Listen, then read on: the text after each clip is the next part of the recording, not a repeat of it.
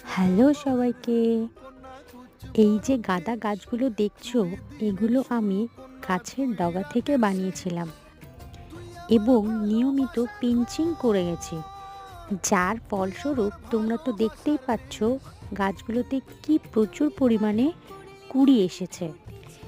Pinching করার সাথে সাথে আমি 15 দিন পর পর ফাঙ্গিসাইড এবং পেস্টিসাইড গাছে স্প্রে করেছি, যার জন্যে গাছগুলো সুস্থ সবল নিরোগ আছে। এবং তোমরা তো এবার দেখতেই পাচ্ছ গাছগুলোতে কি প্রচুর পরিমাণে ফুল ফুটেছে। আমি 3টে গাছের মধ্যে একটি গাছে সব কুঁড়ি পিঞ্চিং করে দিলেও একটি কুঁড়ি রেখে দিয়েছিলাম ভালো বীজ করব বলে। কিন্তু আমি বুঝতেই পারিনি ফুলটি এত বড় হয়ে ফুটবে। নর্মাল ফুল এবং এই ফুলটির মধ্যে পার্থক্য তোমরা তো দেখতেই পাচ্ছ। এই ফুলটা তোমাদের কেমন লাগলো জানিও।